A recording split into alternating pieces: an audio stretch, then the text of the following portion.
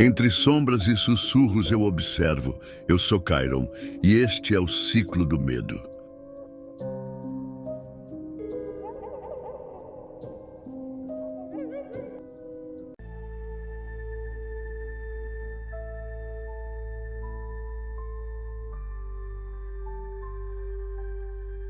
Seja bem-vindo a mais um vídeo do Ciclo do Medo, onde cada história é mais sombria do que a última, e cada mistério leva você mais fundo nas trevas. Prepare-se para entrar em um mundo onde há linha entre a vida e a morte. Inscreva-se no canal, deixe sua curtida e ative o sininho de notificação para você não perder nenhum vídeo. Comente o que está fazendo agora, enquanto escuta nossos relatos, e de qual cidade e qual horário do dia você está nos assistindo. Fique conosco, porque o que está por vir vai te deixar sem fôlego e, quem sabe, talvez te faça pensar duas vezes. Durante toda a minha vida, escutei sussurros sobre minha família. Não eram fofocas normais, daquelas que se ouvem em reunião de domingo entre café e bolo de fubá. Eram murmúrios, frases soltas, olhares cruzados, silêncios longos demais. E sempre que alguém se atrevia a dizer alguma coisa, logo se calava como se tivesse falado demais. Eu cresci nesse ambiente, meio abafado, meio sufocante. Com o tempo, aprendi que existia uma espécie de linha invisível que eu não deveria cruzar. Um limite. Uma parte da nossa história que não era para ser contada. Mas aquilo sempre me incomodou, desde pequeno. Meu nome é Lucas Almeida, tenho 28 anos, nasci em Minas Gerais. E essa história, a que vou contar agora, é a verdade que ninguém quis me dizer. A verdade que eles esconderam por medo, por vergonha, ou talvez por puro instinto de sobrevivência. Meu avô, Antônio Almeida, morreu quando eu tinha 6 anos. Eu me lembro do enterro, mesmo depois de tanto tempo. O caixão fechado, minha avó em choque, gente rezando sem parar, e um cheiro estranho, como de enxofre queimado, que eu não entendi na época, mas que me perseguiu por anos. Disseram que foi um infarto, mas o corpo não pôde ser mostrado. Depois dele, minha mãe, Dona Regina, nunca mais foi a mesma. Tomava remédios tarja preta desde que me entendo por gente. Sempre nervosa, sempre trêmula, sempre me dizendo para não mexer no sótão da casa antiga. Tem coisa que é melhor deixar quieta, Lucas. Tem coisa que não precisa saber. E o meu tio, Fernando, irmão mais novo da minha mãe, desapareceu aos 19 anos. Foi como se tivesse evaporado. Sem despedida, sem rastro, sem nenhuma pista. A polícia disse que foi fuga. Minha avó jurava que ele tinha sido levado por algo. Mas ninguém dizia exatamente o quê. Durante anos eu engoli essas meias-verdades como se fossem suficientes. Tentava seguir minha vida. Faculdade, trabalho, relacionamentos. Mas sempre havia um buraco. Uma sensação de que algo me observava. Algo velho. E paciente. No ano passado, minha avó morreu. A última pessoa que talvez ainda soubesse o que estava acontecendo. A última barreira entre mim e a verdade. Foi depois do enterro dela que tudo começou de verdade. Voltei à casa antiga onde ela morava. Uma construção grande de tijolos escurecidos, isolada num canto do interior de Minas. A casa onde minha mãe cresceu, onde meu tio sumiu, onde meu avô morreu daquele jeito estranho. Fui lá para cuidar das papeladas, vender o terreno, encerrar o ciclo. Mas não consegui ir embora. Era como se alguma coisa me puxasse de volta. Na primeira noite que dormi naquela casa, tive um sonho. Se é que foi sonho. Estava deitado na antiga cama da minha mãe, quando ouvi sussurros vindo do andar de cima. Não entendi as palavras, mas senti o tom. Era um chamado. Subi as escadas devagar, com o coração batendo no pescoço. As tábuas rangiam debaixo dos meus pés. E, pela primeira vez, desobedeci a ordem da minha mãe. Abri a porta do sótão. O cheiro me atingiu primeiro. Poeira, mofo e alguma coisa mais pesada, quase metálica, como sangue antigo. A luz fraca da lanterna tremia na minha mão. E foi ali, entre baús e caixas cobertas de pano, que encontrei um velho diário, enrolado num pano vermelho, preso com um cordão preto. O couro estava rachado, a capa sem nome. Mas ao abrir a primeira página, vi algo que gelou meu sangue. Pacto firmado no dia 12 de agosto de 1912, pela linhagem dos Almeida, em nome de sangue e de sombra. Fechei o diário imediatamente. Senti meu corpo ficar gelado, como se alguma coisa tivesse entrado no sótão comigo, ou talvez nunca tivesse saído de lá. Naquela noite, eu não dormi. E no fundo, eu já sabia. O que minha família tentou esconder todos esses anos não era apenas uma história sombria. Era real. E estava começando outra vez. Eu passei o resto da noite encarando aquele diário. Não consegui mais sair do sótão. Era como se ele me prendesse ali, me amarrasse com fios invisíveis, me obrigando a ficar e a ler. Às 3 da manhã, com as mãos trêmulas e os olhos ardendo, eu me rendi. Me sentei no chão de madeira, encostei as costas na parede e comecei a ler. A primeira página já tinha me assombrado, mas o que vinha depois era indescritível. O autor do diário era José Felipe de Almeida, meu trisavô. Um homem que eu só conhecia por uma foto antiga pendurada na sala de jantar, onde ele aparecia sério, de fraque, segurando um livro na mão. Me disseram, uma vez, que ele era fazendeiro e muito respeitado na região. Agora, lendo suas palavras, eu entendia. Ele era o primeiro da nossa linhagem a selar o pacto. O diário estava cheio de detalhes, nomes, datas, rituais. E uma coisa que me marcou profundamente. Ele não escrevia como alguém arrependido. Ele estava orgulhoso. Hoje, o Senhor da Sombra aceitou minha oferenda. Selamos com sangue e fogo. A colheita prosperará. A peste não chegará até nossos campos. E o nome dos Almeida jamais será esquecido. Eu aceitei. Em nome dos meus filhos. Em nome dos que virão. Parei por um momento. A respiração curta. Os olhos fixos naquela palavra. Aceitei. Ele escolheu. Fez isso conscientemente. E não por desespero, mas por ambição. Conforme eu virava as páginas, ia percebendo o padrão. A cada 20 e poucos anos, uma nova geração precisava reforçar o pacto, renovar o acordo, cumprir a entrega. Ele chamava assim, a entrega. Nem todos entenderão, mas o preço é justo, um por todos. Foi aí que eu entendi o desaparecimento do meu tio Fernando. Ele foi a entrega da geração passada. E pior, percebi que o tempo estava se fechando de novo.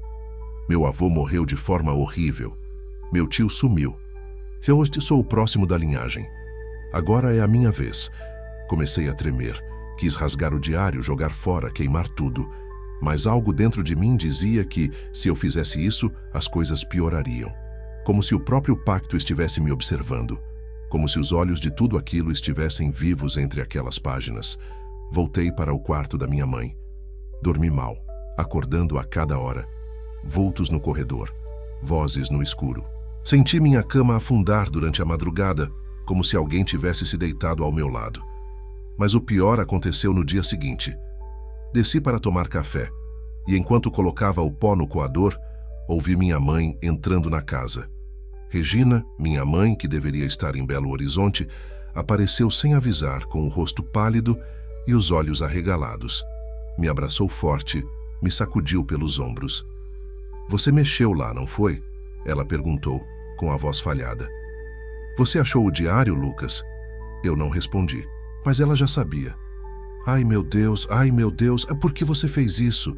Ela repetia, andando de um lado para o outro, quase chorando. "Mãe, o que é isso tudo? O que esse diário significa? Por que o vô morreu daquele jeito? Por que ninguém nunca me contou nada?"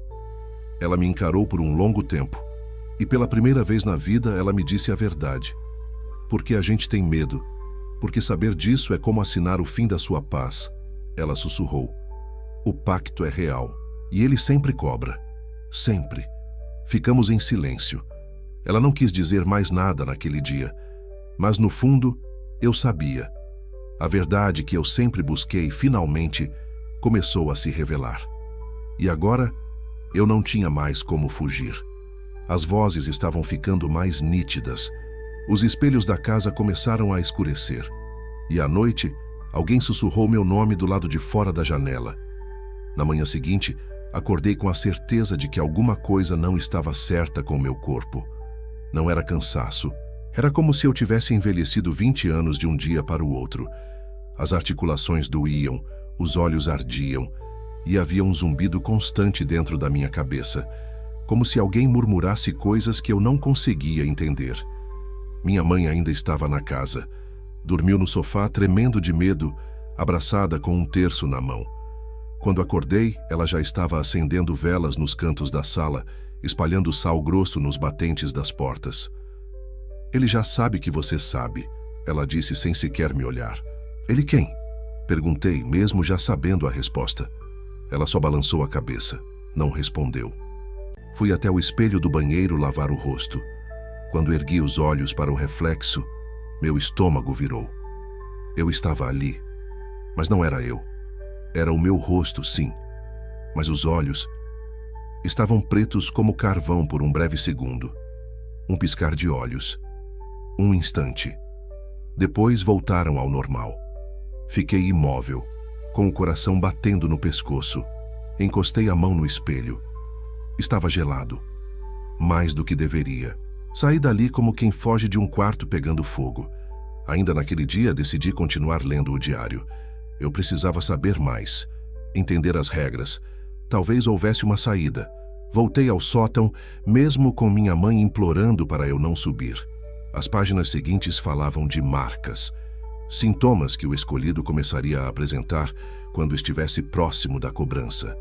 Era como um despertar espiritual forçado, algo que mexia com o corpo e a mente. Vultos no canto do olho, sussurros com seu nome, reflexos distorcidos, sangue escorrendo do teto em sonhos, presenças sentadas à beira da cama. Tudo estava lá. E tudo já estava acontecendo comigo. Fechei o diário. Desci para tomar um pouco de ar. E foi no corredor do segundo andar que ouvi a porta do meu antigo quarto bater sozinha. Fui até lá devagar, sentindo um frio subir pela espinha. A maçaneta estava gelada. Girei com cuidado. O quarto estava escuro, com as janelas fechadas, mas havia algo diferente. No chão, bem no centro do quarto, alguém ou algo havia desenhado um círculo com símbolos estranhos, como runas. Não havia tinta. Era sangue. Minha mãe subiu correndo quando ouviu meu grito. Ela parou na porta, empalideceu e sussurrou. "Já começou. Ele já está marcando você." Fomos embora da casa naquela tarde. Voltamos para Belo Horizonte. Achei que, talvez, me distanciando da casa, das lembranças, das raízes, eu conseguiria escapar. Mas os sinais vieram comigo. Na primeira noite no meu apartamento, a campainha tocou às 3h15 da madrugada. Fui até a porta. Olhei pelo olho mágico. Ninguém. Quando voltei para a sala, o diário estava em cima da mesa. Eu havia deixado ele na casa antiga, trancado no sótão. Comecei a rir, não de alegria. Daquele riso nervoso, desesperado, que você solta quando já não sabe se está acordado ou sonhando. A televisão ligou sozinha logo depois. Tela preta, nenhum canal. E então, uma frase apareceu escrita em letras vermelhas, como se tivessem sido riscadas com unhas. A herança foi aceita. Prepare-se para servir. Desliguei tudo. Me tranquei no quarto, me encolhi no canto da parede e passei a noite inteira escutando alguém andar pela sala. Mas eu estava sozinho, ou achava que estava. Na manhã seguinte, eu estava um caco. Não dormi, não comi. Passei horas encarando a porta da sala, esperando que ela se abrisse sozinha. Eu sabia que algo estava comigo, que tinha entrado na minha casa e que não ia embora tão cedo.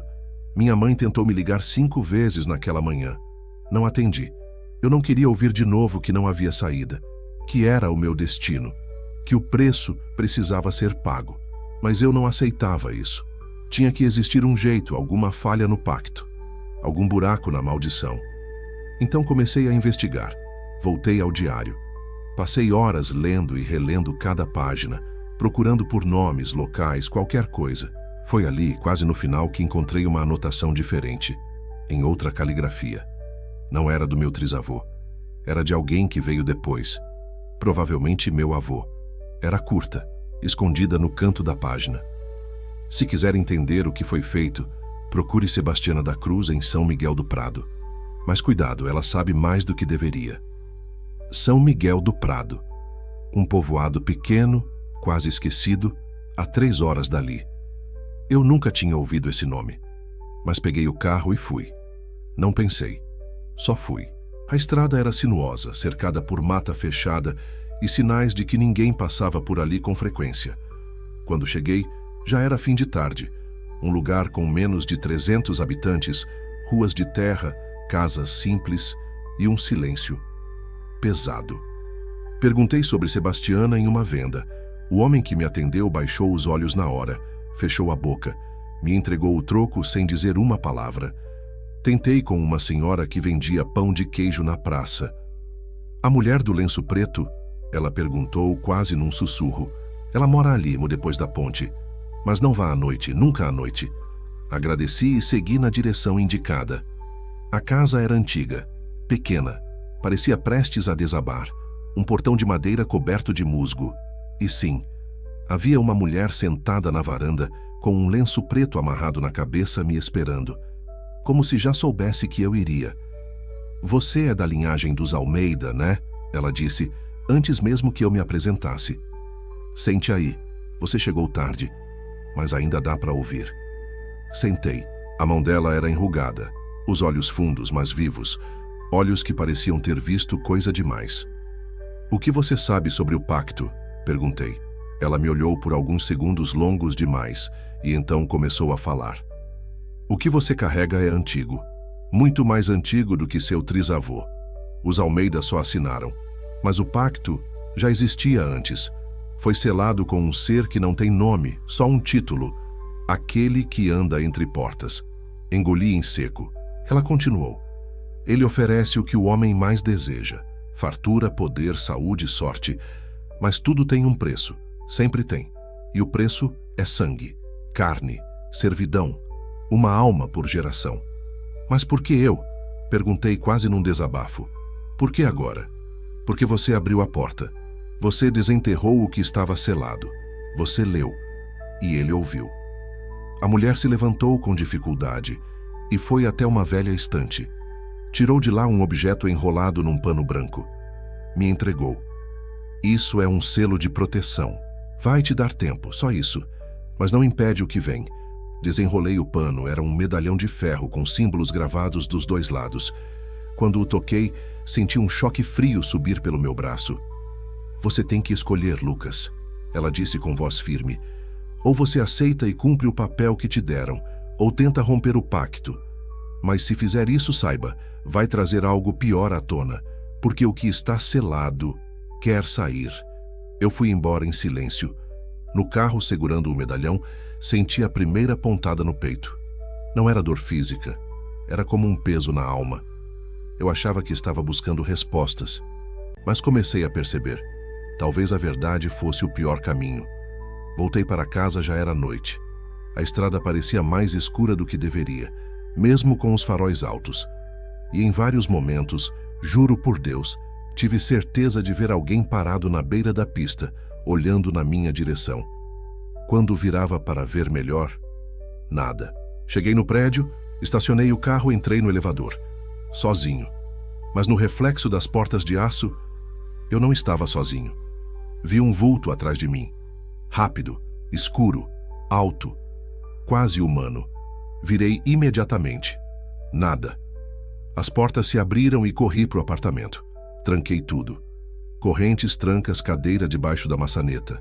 O medalhão que Sebastiana me deu estava no meu bolso, e só de segurar ele, o ambiente parecia ficar um pouco menos sufocante. Mas a sensação de ser observado não passava. Fui até o quarto, sentei na cama, encostei na parede, respirei fundo. E foi nesse momento que ouvi 3 batidas, secas, firmes, vindas de dentro do meu apartamento. Levantei devagar. As batidas se repetiram, vindo do quarto que sempre deixei trancado. Era o quarto onde ficavam os livros antigos do meu pai, algumas caixas da mudança e... O espelho grande, que era da minha avó. Nunca gostei daquele quarto. Sempre tive a sensação de que ele era mais frio, mais cheio. Me aproximei da porta. Ela estava aberta, mas eu tinha certeza de que deixei trancada, sempre deixo. Entrei. A luz piscou. A lâmpada do teto estalou e apagou completamente. Usei o celular para iluminar. O espelho estava lá, mas não mostrava meu reflexo. Mostrava o quarto sem mim. E no centro do reflexo, alguém estava parado. Um homem alto, magro, coberto por um manto escuro, o rosto obscurecido por sombra. Ele me olhava, direto, como se esperasse algo de mim.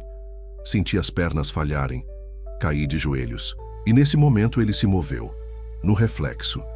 Mas o espelho não quebrou, não estalou. Ele atravessou. O vidro ondulou como água e ele deu um passo para fora. Mas não totalmente, só parte dele, como se ainda estivesse preso entre lá e aqui. Ouvi sua voz, não com os ouvidos, mas dentro da minha cabeça. Lucas, o sangue te chama.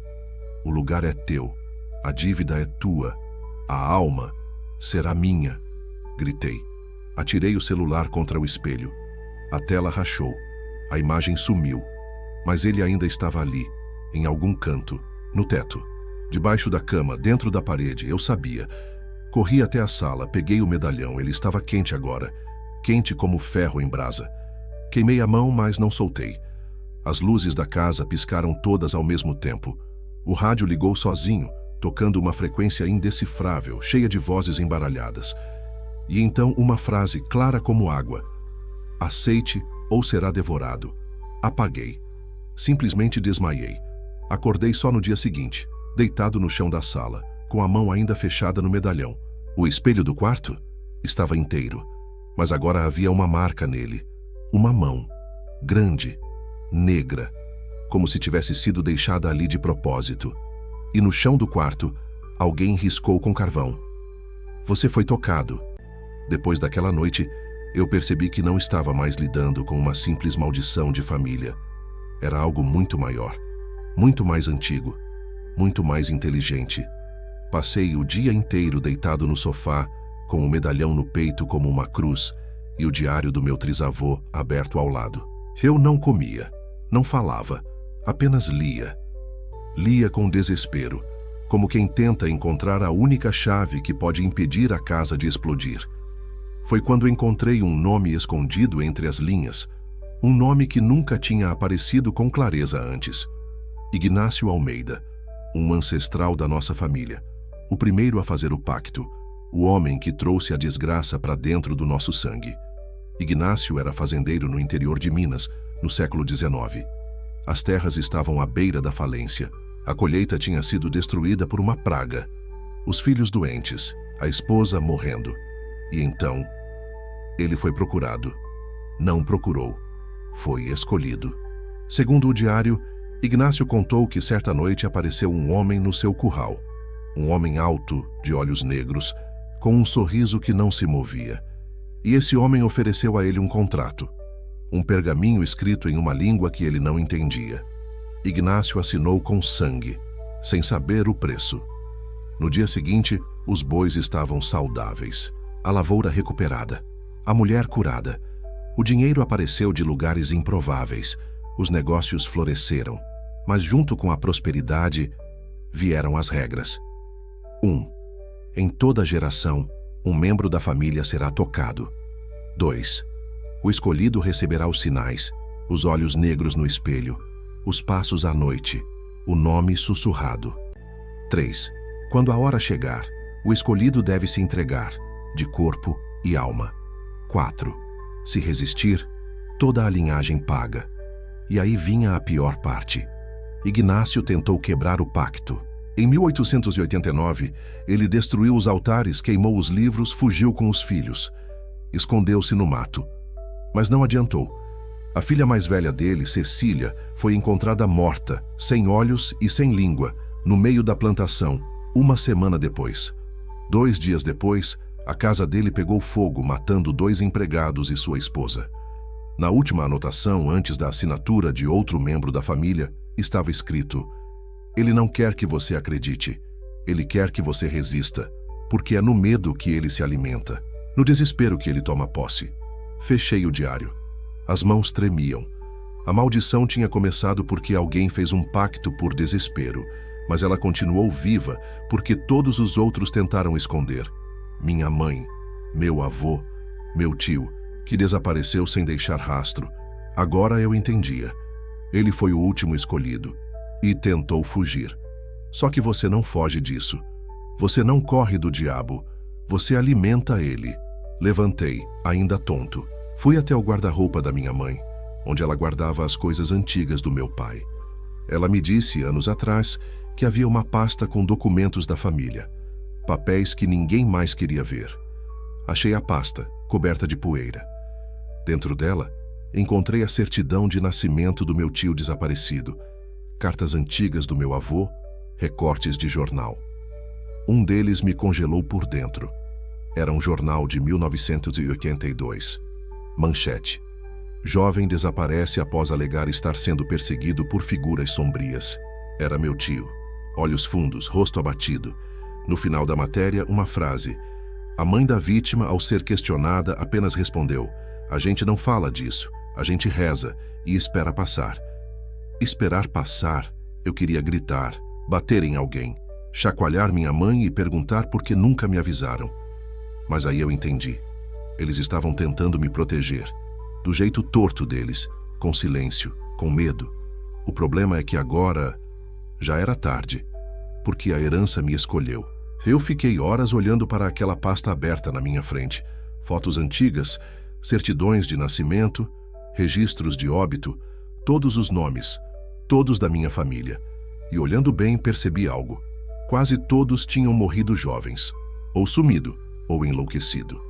Aquela pasta era o retrato do pacto. E agora faltava o meu nome, o escolhido da vez. Eu. Naquela noite, eu sonhei com meu tio, o que desapareceu. No sonho, ele estava sujo, com a roupa rasgada, os olhos fundos, mas sorriu quando me viu. "Você chegou onde eu cheguei." "Onde?" perguntei. "Na bifurcação," ele respondeu. "Aqui, ou você aceita, ou desafia. Mas os dois caminhos levam ao inferno. Um é só mais lento." Acordei suando. O quarto mergulhado num breu que parecia denso. Como se o ar estivesse grosso, pesado. O medalhão já não fazia mais efeito. Eu o deixei cair no chão e ele rachou. Uma rachadura fina, mas visível. O tempo estava acabando. Levantei e fui até a varanda. Precisava respirar, tentar pensar. Foi aí que ouvi de novo. Uma voz atrás de mim. Baixa, masculina, familiar. "Você sabe o que precisa fazer." Virei de supetão. Não tinha ninguém. Só o espelho da sala. E nele eu não estava sozinho.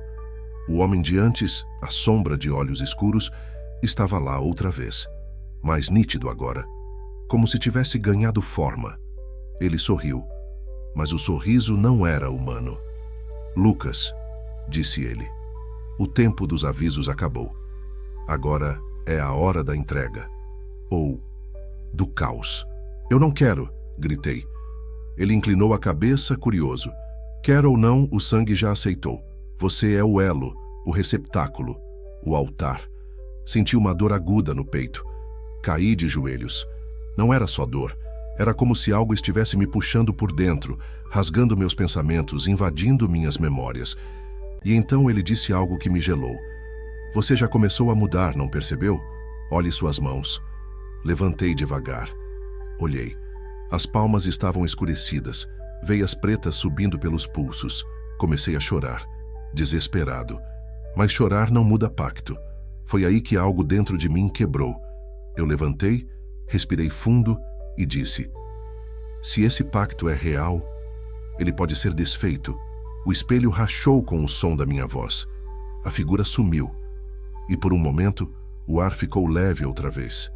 Mas no chão da sala, escrito em letras queimadas no piso, apareceu a resposta. Romper o pacto é acordar o que dorme sob o chão. Fui até a estante. Peguei o diário. Precisava encontrar outro caminho. Algo que Ignácio ou alguém da linhagem tivesse tentado. Algo proibido, esquecido, selado. e encontrei. No final do diário havia uma carta colada com fita. Uma carta do meu avô escrita antes de morrer. Ele sabia o que estava por vir. Ele sentiu o preço se aproximando. Na carta ele dizia: há uma forma de interromper o ciclo, não de quebrar o pacto, mas de selar novamente o acordo, sem entrega. Uma chance de impedir que o diabo caminhe livre sobre a terra, mas é preciso ir até a origem, até o marco da fundação, onde Ignácio selou o primeiro acordo, onde o altar foi erguido, enterrado sob a terra da antiga fazenda. Lá você encontrará o selo negro e a decisão final. Eu sabia o que precisava fazer: voltar à fazenda da família, que agora estava abandonada, tomada pelo mato, mas ainda lá, dormindo e esperando. Peguei o carro, um facão, um caderno e a carta do meu avô.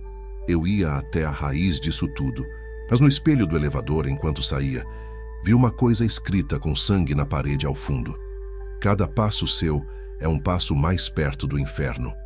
A viagem até a fazenda durou quase 8 horas. Durante todo o percurso, o céu parecia fechado, como se uma tempestade estivesse se formando. Mas nunca chovia, só aquele silêncio pesado, nuvens baixas e a impressão de que o tempo ali tinha parado. Cheguei no vilarejo mais próximo por volta das 3 da tarde. Estacionei num posto de gasolina, pedi um café e perguntei ao frentista sobre a fazenda antiga da família Almeida. Ele parou o que estava fazendo, me olhou por longos segundos e disse: você é parente deles? Sou. Ele baixou a voz. Você devia ir embora. Aquilo lá não é terra, é sepultura. Não respondi. Apenas agradeci e segui. A estrada de terra parecia não ter fim. O mato havia tomado tudo, mas eu sabia o caminho. Lembrava vagamente das visitas quando era criança. Lembrava da porteira velha, da árvore seca, da casa grande no topo do morro. E lá estava ela, exatamente como eu lembrava, só que agora, morta. As janelas arrancadas, o telhado afundado, o portão escorado com arame farpado. Mas o pior não era isso. O pior era que o lugar ainda parecia habitado, não por gente, mas por alguma coisa que observava. Peguei a lanterna, o facão e a carta do meu avô. No fundo da mochila, levava também um punhado de sal grosso, uma vela preta e um símbolo que a velha Sebastiana me deu. Uma estrela de 5 pontas com um círculo cortado no centro. Segundo ela, aquilo era a única coisa que poderia manter ele afastado, por alguns minutos. Entrei pela porta dos fundos. O cheiro de mofo e podridão era insuportável. A casa parecia suspensa no tempo. Os móveis cobertos por lençóis cinzentos, quadros caídos, um relógio parado às 3h33 da manhã. Mas o que mais me assustou foi ver a cadeira de balanço na sala, balançando, sozinha, lenta, com um rangido que parecia choro abafado. Ignorei. Segui até o porão. Segundo a carta do meu avô, era lá que estava a entrada para o santuário. Um cômodo subterrâneo escondido desde a época de Ignácio, onde os rituais eram realizados, onde o pacto foi selado. Foram quase 20 minutos para empurrar a estante que cobria a escada. Quando consegui, o cheiro que saiu de lá de baixo era puro enxofre. Desci com a lanterna tremendo. A escada era estreita, as paredes cobertas de símbolos desenhados com sangue, símbolos que pulsavam como se estivessem vivos. No final, uma porta de ferro, enferrujada, com uma fechadura em formato de mão, uma mão espalmada. Lembrei da marca no espelho, da mão deixada como assinatura. Aquela era a mesma mão. Coloquei a minha por cima sem pensar. A porta se abriu sozinha. Um baque surdo. Dentro, o chão era de pedra negra. No centro, um círculo gravado no solo com inscrições em latim e aramaico. E no meio do círculo, uma caixa, pequena, de madeira escura, trancada com correntes de prata. A carta dizia: dentro da caixa está o selo, a primeira oferenda, a alma de Ignácio cristalizada. Se você abrir, ele acorda. Se você deixar, ele cobra. Mas se você destruir, o ciclo pode ser rompido. Me aproximei. Cada passo era um martírio. A temperatura caía. A luz da lanterna falhava. Senti sangue escorrer do meu nariz. Quando toquei a caixa, ouvi um som, não vindo da sala, vindo da minha mente. Você chegou, finalmente. Te esperei por gerações. Era a voz dele, o mesmo sussurro do espelho, o mesmo vulto dos sonhos, a voz do dono do pacto, do próprio demônio. Você quer quebrar o laço, não é? Mas você é o laço. Você é a continuação, a carne do acordo, o sangue que renova a dívida. Me destruir é destruir a si mesmo. Minha mão tremia sobre a tampa. Atrás de mim, a porta se fechou, sozinha, trancada. Preso, e então eu vi. No reflexo da corrente de prata, meu rosto estava mudando. Os olhos escurecendo, a pele ficando acinzentada. O tempo estava acabando. Eu precisava decidir. Agora. A caixa parecia tremer sob meus dedos. Era como se tivesse pulso. Eu sentia o peso da minha linhagem inteira ali, concentrado em um objeto pequeno, fechado por correntes de prata queimadas. O selo, o coração do pacto. A voz dele continuava dentro da minha mente, sussurrando palavras que pareciam antigas demais para qualquer idioma. O que está preso aqui dentro já teve corpo, já teve nome. Agora é só forma, alma sem carne. Se abrir, eu volto.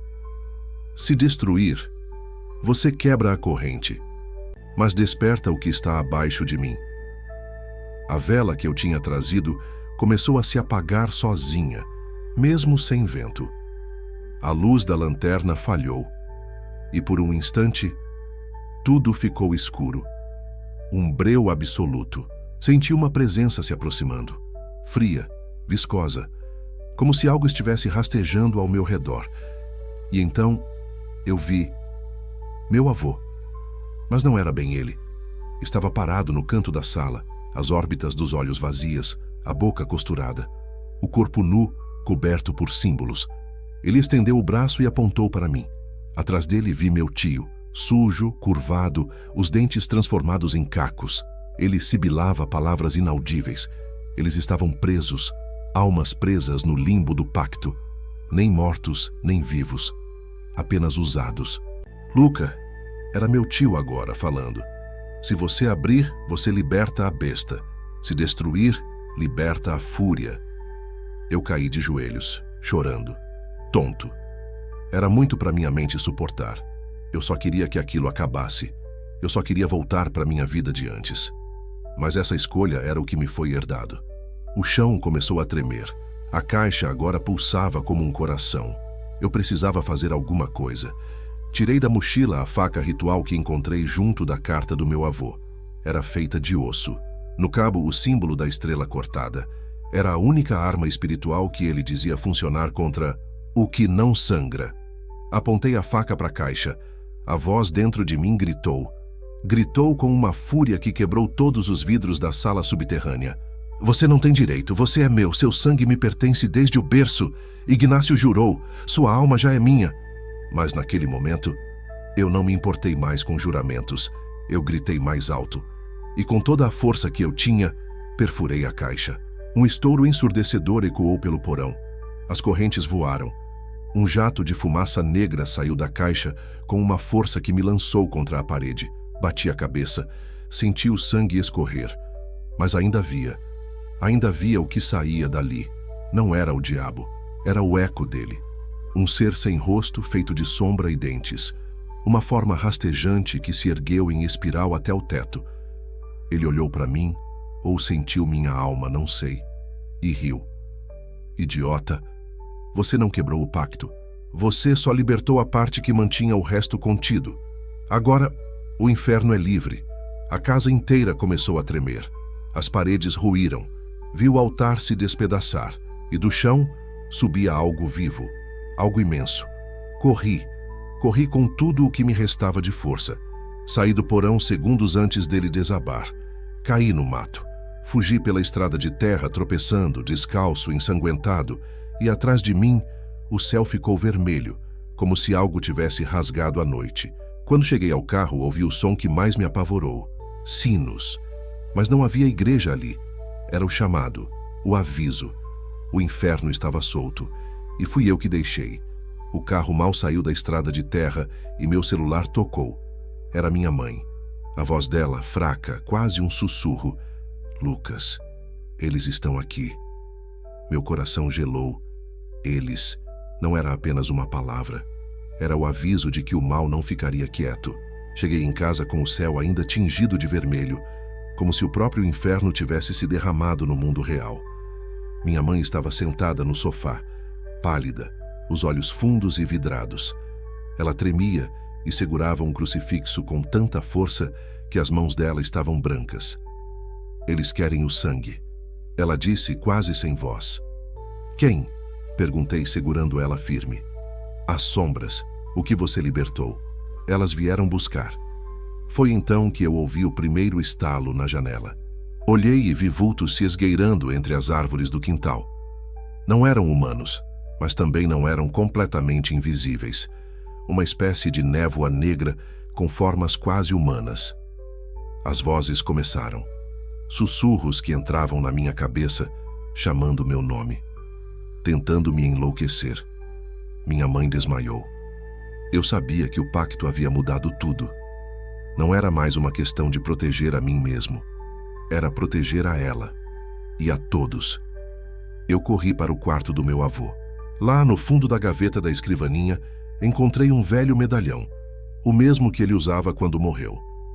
Peguei. Coloquei no pescoço. Imediatamente, senti um calor estranho. Era uma proteção frágil, mas real.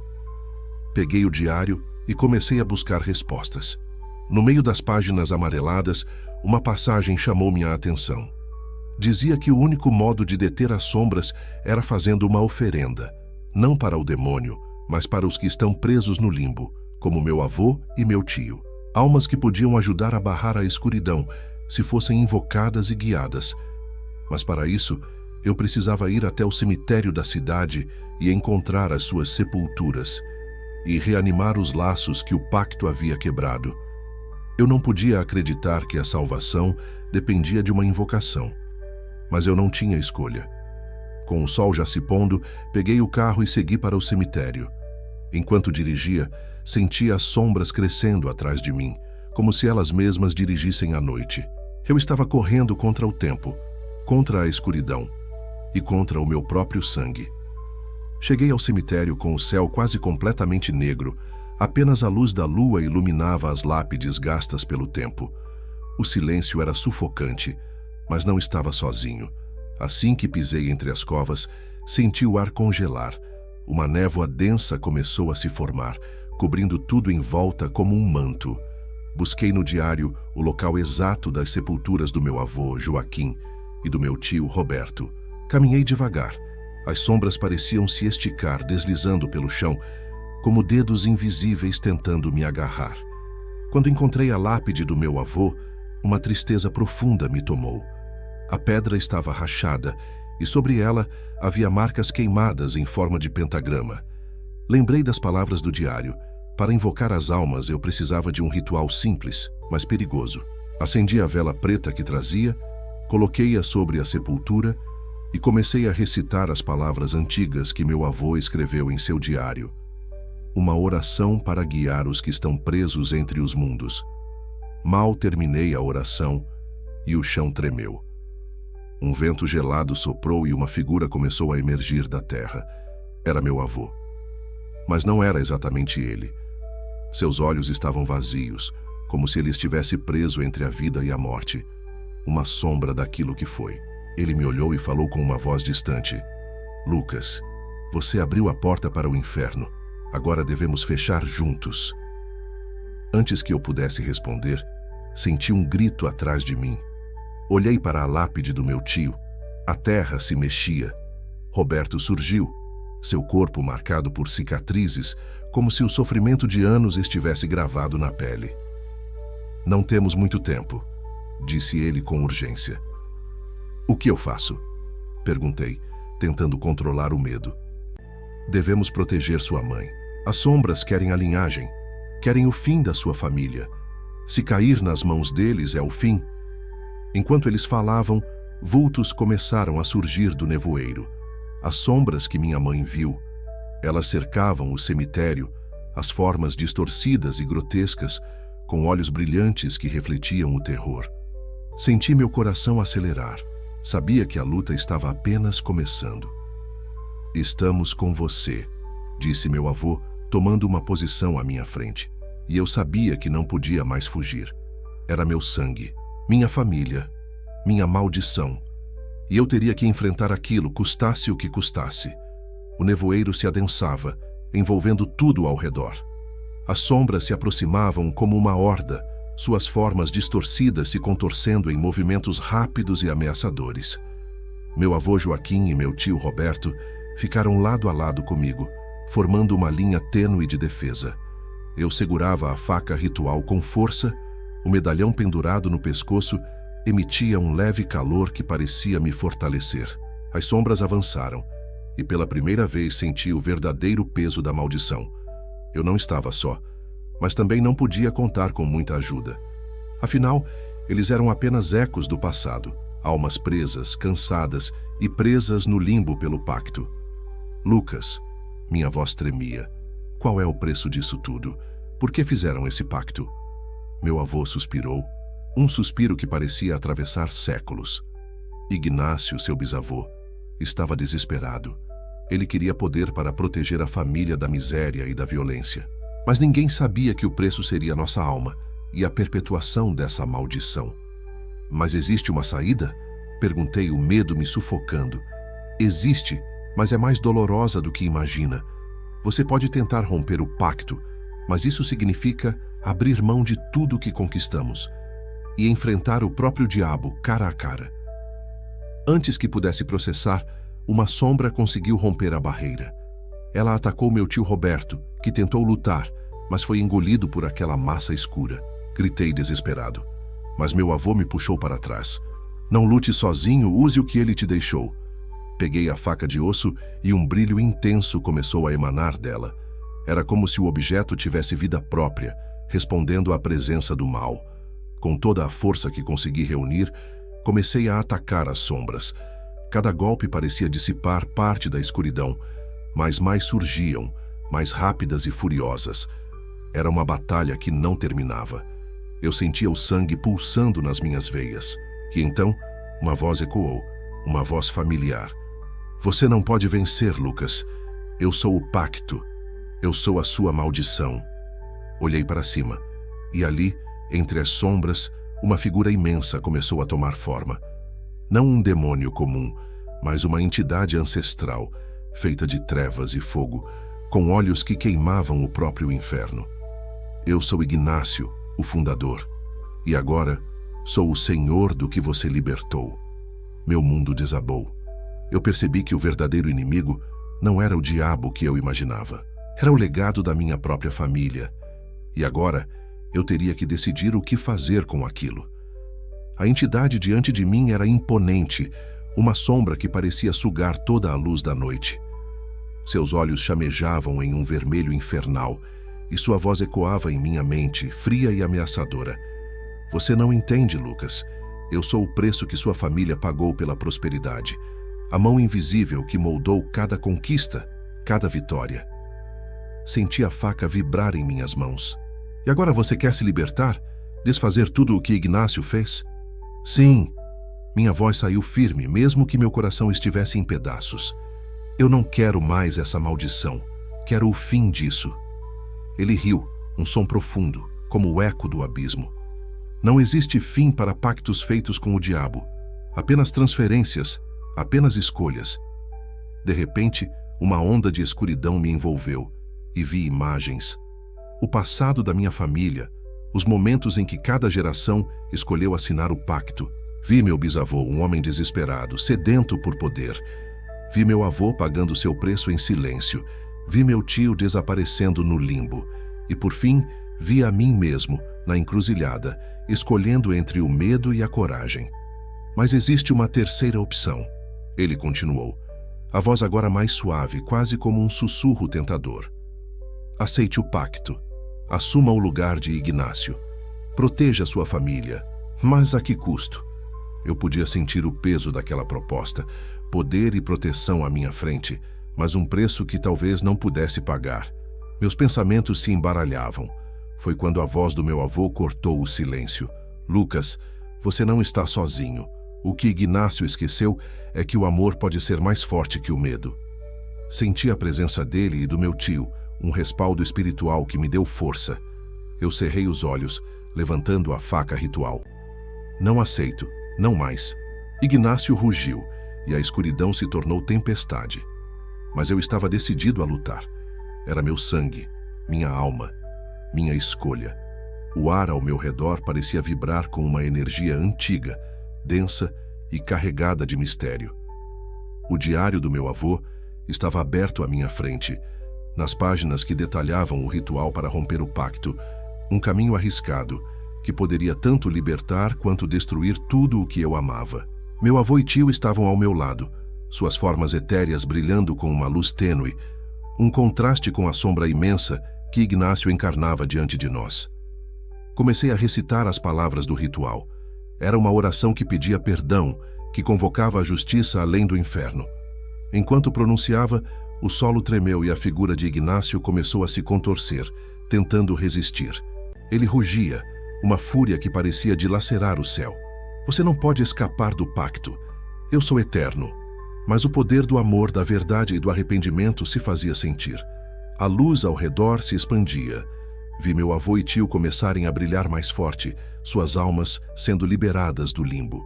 Ignácio tentou um último ataque, uma sombra negra que tentou me engolir, mas o medalhão queimava contra meu peito.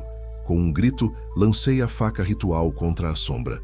Ela se partiu em 1000 pedaços e um silêncio pesado caiu. Por um momento pensei que tudo tinha acabado. Mas o custo foi alto.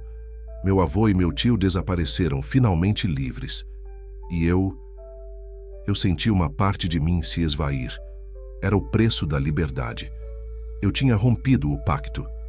Mas em seu lugar, um vazio estranho tomou conta do meu peito. A casa estava silenciosa. O céu começava a clarear. Eu sabia que não estava livre do tudo. A maldição era um ciclo e talvez pudesse recomeçar um dia. Mas naquele instante, eu estava livre. Livre para escolher meu próprio destino. O sol nascia no horizonte, espalhando uma luz dourada que parecia banhar tudo com esperança. Mas dentro de mim, ainda havia uma tempestade. Eu havia rompido o pacto. Meu avô e tio estavam finalmente livres, mas o vazio no meu peito me lembrava que a história da minha família não terminava ali. Eu tinha uma escolha, seguir o caminho que eles escolheram antes, aceitar o peso da maldição para garantir proteção e poder, ou viver com o risco, com o medo, mas livre para construir um futuro diferente. Minha mãe acordou, os olhos mais claros, o semblante mais leve. Ela me olhou e disse: "Você fez o que ninguém teve coragem. Obrigada." Eu sorri, mas sabia que a luta ainda não tinha acabado. As cicatrizes daquele pacto estariam sempre comigo. Mas agora eu entendia algo essencial. A verdadeira maldição não era o pacto em si, mas o silêncio e o medo que ele gerava. Eu decidi quebrar o ciclo. Não mais segredos, não mais medos escondidos. Eu contaria nossa história, para que ninguém mais tivesse que pagar o preço do silêncio, e talvez um dia alguém pudesse finalmente libertar a todos. O pacto com o diabo não morreu, mas eu estava decidido a não deixar que ele definisse meu destino. A verdade foi revelada. Agora, eu sou o guardião dela. E essa é a história que ninguém nunca quis contar.